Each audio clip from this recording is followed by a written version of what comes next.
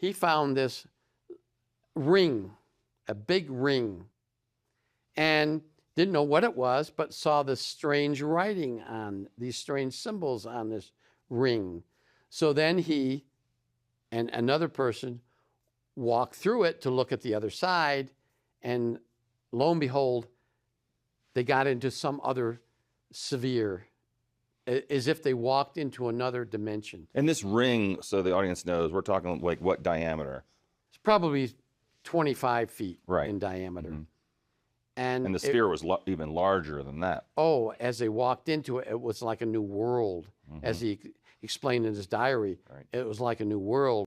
And he couldn't figure out how he got from one place, an enclosed sarcophagus almost, into this open area. Is this a portal of some sort? Well, today we would call it a portal or a stargate. Mm-hmm. I think we would refer to it today as a stargate. Stargate. But back in those days, in 1928, yeah, they didn't know. They didn't know what it was. But when he walked into it, it was as if he was in a new world. It was an open area, plush pastures. He sees a river, which he assumed to be the Nile, and he sees almost a movie occurring, showing people building these pyramids. And he's in there, he thinks, for maybe an hour, but when he comes out, he's been there for 3 days. He's been for over 72 hours because the crew that he came with were scared. They got out of that tunnel and got out into the open because they thought that they ended up on some other side. Or it swallowed them up. Or swallowed them up. And so, but 3 days later, they come back out. How many of the team went with him? Only 2. Only 2. But there were 6 other team members, 8 total. And so those other 6 left, but they stayed up in the area outside where they had an encampment. And eventually, 3 days later, the colonel and his assistant comes back out, and he talks of this new world that they found, and that he knows now how these pyramids were built. He knows where they are located. He knows that there's tunnels under each one of them, and he sees these strange-looking beings, and this is in his diary, strange-looking beings that are probably not from Earth. Now, he says this in his diary, and this is 1928. Right. So then decide to make another camp. They had to go get supplies to come back because they only had enough supplies for, a few days or a week or something like that. But they did, and they brought more people back. This time they brought back some local people. And they tried to explain through an interpreter to these local people what they had found. And these local people didn't want any part of going down there. They seemed to be aware of maybe the rumors or the legends about this particular tunnel.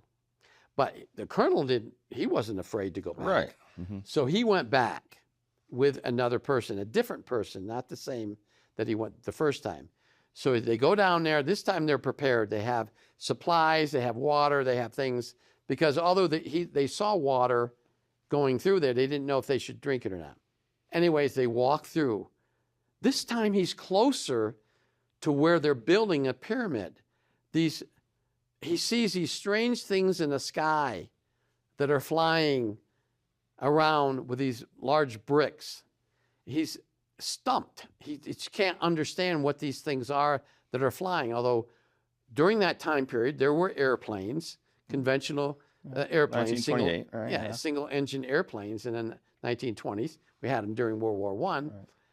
But they didn't look like any of those type of aircrafts. And remember, he's a British colonel, and he'd been through war, and he knew airplanes. He'd been through World War I, but he couldn't understand and couldn't rationalize what these other things were. And they're holding these giant blocks. Right.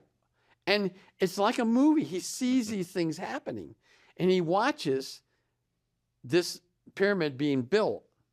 But he also sees this underground area where there's tunnels and there are a vast amount of people working in certain tasks down there.